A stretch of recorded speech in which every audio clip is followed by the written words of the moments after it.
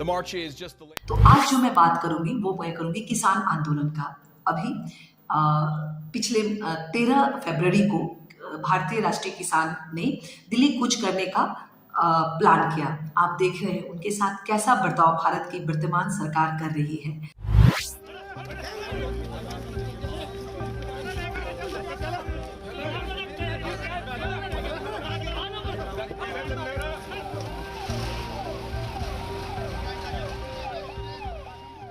पिछले आंदोलन में आपने देखा होगा कि हमारी गोदी और मोदी मीडिया किस तरह से उन किसानों को ना जाने खालिस्तानी, आतंकवादी, पाकिस्तानी, ना जाने आंदोलन जीवी जैसे लोगों का नाम दिया था, क्या क्या नहीं कहा गया था।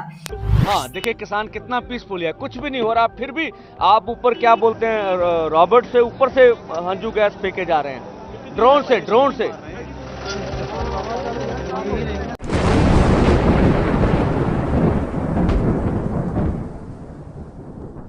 नमस्कार, मैं आरती राय आप सबका स्वागत करती हूं आपके अपने होस्ट और दोस्त आफ्ताब परवेज के इस यूट्यूब चैनल माय डियर जिंदगी में।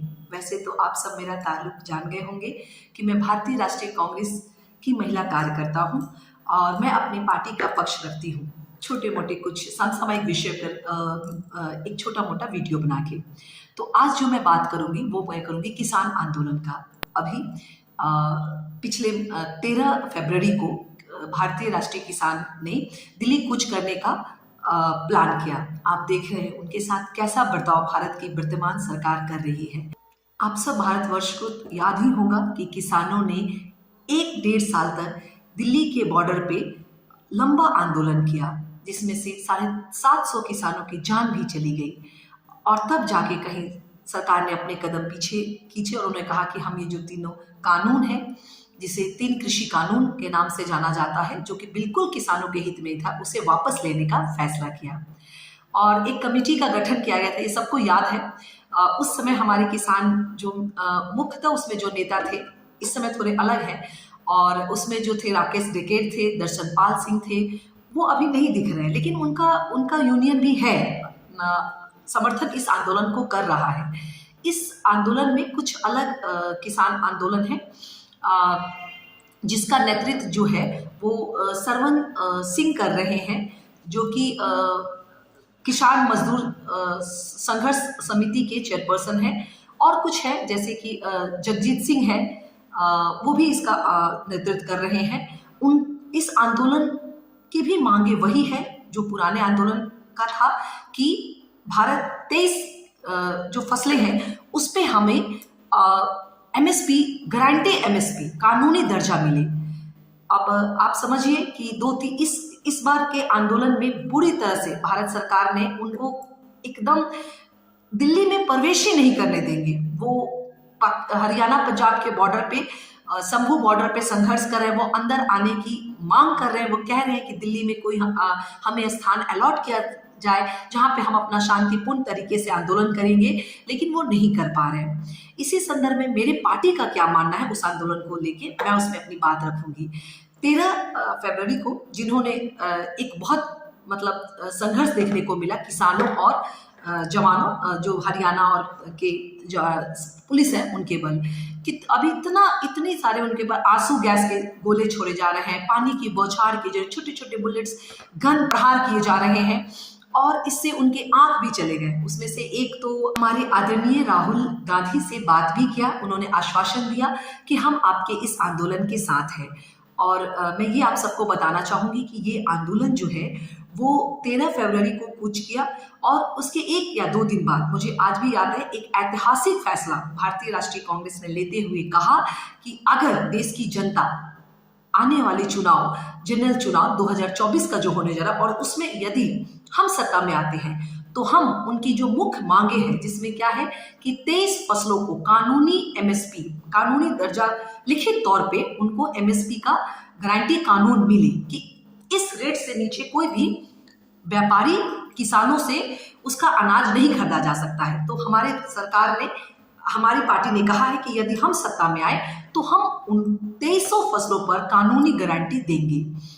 और इसके अलावा हमारी पार्टी का ये भी मानना है, हम इस किसान आंदोलन का पुरजोर समर्थन करते हैं और जिस तरह से किसानों के साथ अभी वर्तमान सरकार कर रही है, इस देश में कहते हैं कि एक मौलिक अधिकार है किसी का आंदोलन करना, बोलना, ये सब एक मौलिक अधिकार है और ये शांतिपूर्ण ढंग से वो करना चाहते हैं, लेकिन उनको दिल्ली में प्रवेश नहीं किया जा रहा है। पिछले आंदोलन में आपने देखा होगा कि हमारी गोदी और मोदी मीडिया किस तरह से उन किसानों को ना जाने खालिस्तानी, आतंकवादी, पाकिस्तानी, ना जाने आंदोलन जीवी जैसे लोगों का नाम दिया था, क्या क्या नहीं कहा गया था।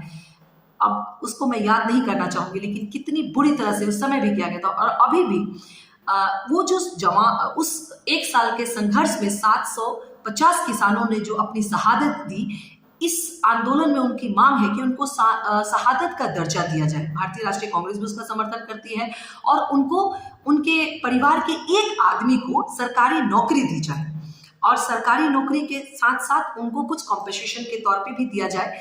इस किसान आंदोलन की खासियत ये है कि इसमें किसान मजदूर मोर्चा भी है, इसमें कुछ मजदूर यूनियन भी शामिल है, उनकी भी एक मांग है। जैसे उनकी उसमें से एक मांग है कि अग्निवीर जैसी योजना को वापस हटाया जाए और पुरानी जो अस्थायी रूप से बहाली प्रक्रिया थी हमारे तीनों सशस्त्र बल में, उसको बहाल किया जाए। ईवीएम में का भी मुद्दा है कि उसे भी हटाया जाए और एक निष्पक्ष और पारदर्शी तरीके से देश में चुनाव कराया जाए। साथ ही साथ उसमें एक और मांग है, पुरानी पेंशन योजना को बहाल किया जाए और जो एनपीएस जो तत्काल चला उसको खत्म किया जाए। इन सारे मांगों का हमारी पार्टी पुरजोर समर्थन करती है। इसके अलावा आप जानते हैं कि हमारी पार्टी एक और आश्वासन देना चाहेगी कि अभी जो खेतों में जो उपकरण यूज किए जाते हैं जैसे मशीन, औजार, उस पे हमारा मानना है कि यदि हम सत्ता में आएंगे तो आप जानते हैं कि उद्योग जगत के लोग या आम आदमी जब किस बैंक में जाता है लोन लेने के लिए तो उसको 10%, 12% के ब्याज दर से उसको किसी उद्योग धंधे के लिए धनराशि दी जाती है। हमारा कहना है कि हमारे किसान को कम से कम ब्याज दर पे खेती करने के लिए उनको पैसे दिए जाए। उनका जो ब्याज दर हो 1%, 2%, 3% तक हो, 10-12% ना हो कृषि के लिए। साथ ही साथ मेरा ऐसा मानना है, मेरी पार्टी ऐसा कहती है कि जब हम सत्ता में आएंगे तो जैसा कि हम जानते हैं कि जब पूर्व 2000 जब हम सत्ता में पहली बार आए थे यूपी 1, यूपी 2 के दौरान, तो हमने 72,000 करोड़ रुपए किसानों का माफ किया था।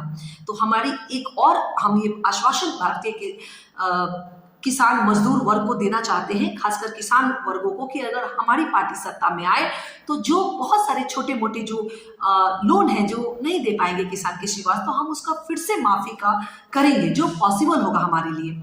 और ये सरकार जैसे कि कहा जाता है पूंजीपति उद्योगपति की सरकारें तो है ही, साढ़े 14 लाख करोड़ जब वो पूंजीपतियों का माफ कर सकती है तो क्या किसानों को 2000 करोड़ नहीं माफ कर सकती है? लेकिन वो ऐसा नहीं करती है।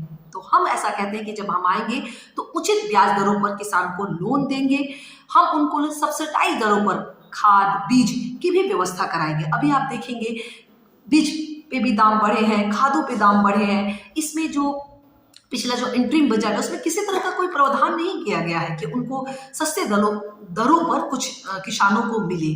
और वो जो मांग कर रहे हैं, इसमें बहुत सारी मांग मैंने आपको गिनाई और उनमें मूलतः जो मांग है कि हमें 23 जो हमारी फसल है उस पे सरकार हमें लिखित गारंटी दे कि हम इस पे एमएसपी देंगे, वो सरकार नहीं मान रही है। इस बार जो हमारे किसान आंदोलन है उनकी 2-3 दौर की बातें भी सरकार से चली है, जैसे 12 को, 15 को, 8 को, ऐसे चली है कि 13 फरवरी के बाद। लेकिन परसों कल 20 तारीख को यह फैसला हुआ कि सरकार के द्वारा कही गई बात जो है वो जो हमारा अभी किसान यूनियन है उसको नकारते हुए उन्होंने कहा है कि हम आपकी किसी बात से सहमत नहीं रखते हैं। आप मीटिंग में जो 3 मंत्री नियुक्त किए गए थे भारत सरकार के द्वारा, वो बिल्कुल नहीं, मीटिंग में कुछ और बात करते हैं, मीडिया के सामने वो आके कुछ और बातें करते हैं। तो मैंने जैसे कहा कि किसान मजदूर संयुक्त मोर्चा के जो हमारे अभी लीडर, इस समय के जो लीडर हैं वो सरवन सिंह, उन्होंने कहा कि हम ये पूरी जो बातचीत 2-3 राउंड की चली है विफल रही, कोई निष्कर्ष पे हम नहीं उतरे और हमारा 21 तारीख को फिर हम दिल्ली की तरफ कूच करेंगे।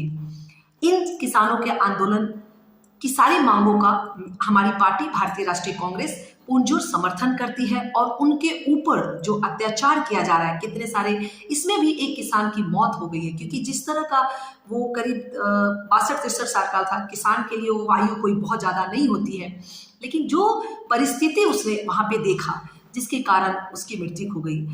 अभी तक उसका पोस्टमार्टम नहीं हुआ है, पंजाब में कहीं उसका किसी अस्पताल में डेड बॉडी पड़ा है। तो किसानों का मांग है कि उसको शहीद का दर्जा दिया जाए, पंजाब सरकार से भी आंदोलन का रिक्वेस्ट है कि उसको कुछ पैसे दिया जाए। ये सारी मांगे हैं किसानों का, और मेरी पार्टी इन सारे मांगों के साथ है। भारत के किसान आंदोलन की सारी मांग को हम समर्थन करते हैं, और हमने एक ऐतिहासिक फैसला लेते हुए हमने कहा है कि अगर हमारी पार्टी सत्ता में आए तो हम एमएसपी की गारंटी, लिखित गारंटी देंगे, प्लस जो बहुत पुरानी श्री स्वामीनाथन की कमेटी की सिफारिश को भी हम लागू करने की कोशिश करेंगे, जिसमें मूलतः उनकी जो मांग है कि C2 प्लस 50%, मतलब है कि जो टोटल लगता एक कृषि करने में जो कुल आय लगता है उसका डबल हम देने की कोशिश करेंगे। ये उनकी पूर्ण मांग है। तो यही बातें मुझे आप सबके समक्ष रखनी थी कि हम लोग अभी जो आंदोलन चल रहा है, किसान आंदोलन, उसका पुरजोर समर्थन करते हैं। हमारी पार्टी का ऐसा मानना है कि जिस तरह से शंभू बॉर्डर पे किसान और पुलिस के बीच में जो मुठभेड़ हो रहा है उसे नहीं होना चाहिए। मैं पूरी तरह से आग्रह करना चाहूँगी देश की जनता को के माध्यम से, भारतीय राष्ट्रीय कांग्रेस कहना चाहेगी कि उनको शांतिपूर्ण तरीके से आंदोलन करने का मौका दिया जाए और वो दिल्ली में जाएं, अपनी बात सत्ता के शीर्ष तक रखें और उनको एक जगह अलॉट किया जाए। बाकी मैंने अब बताया कि कुछ हमारी मांगे, हमारी पार्टी ने जो कहा है कि यदि हम भारत की जनता हमें मौका देती है तो हम उनको सत्ता में आने के बाद सबसे पहला जो काम करेंगे उनमें से हम ये सब काम करेंगे कि किसानों के लिए एमएसपी की गारंटी कानून बना के देंगे, जो हमारी पार्टी ने घोषणा किया है। प्लस हमने कहा उचित दरों पर हम उनको लोन देने का काम करेंगे, जिससे किसान फले फूले, और भी इसमें इस आंदोलन में बहुत सारी मजदूरों की मांग है, उसको भी हम पूरा करने की कोशिश करेंगे। इन्हीं शब्दों के साथ मैं अपनी बात को समाप्त करती हूँ। जाते जाते एक मैं गाती हूँ गाना, रफ़ी साहब का ये गाना है। आई होप आप सब एंजॉय करेंगे इसे। गाने के बोल कुछ इस तरह से हैं। आजा रे आजरा लहरा के आजरा, आंखों से दिल में समा, आजा रे आजरा। धन्यवाद।